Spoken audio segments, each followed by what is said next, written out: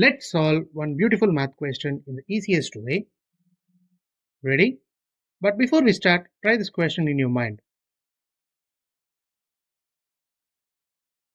You got it?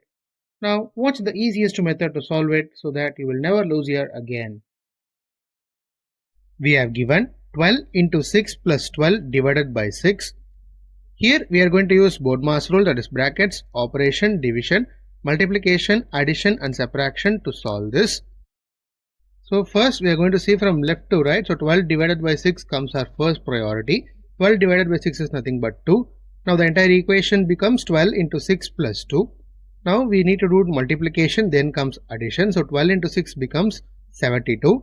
Now the equation is 72 plus 2, that is 74. Therefore, the solution of 12 into 6 plus 12 divided by 6 is 74.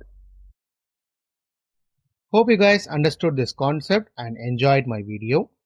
If you have any doubt in any part, do comment in the comment section and I am ready to answer that doubt and make you guys clear with it. Do share this to your friends and challenge them to solve before watching the video and ask them to comment in the comment section if they did it so. Thank you friends. Do subscribe my channel for more interesting videos like this.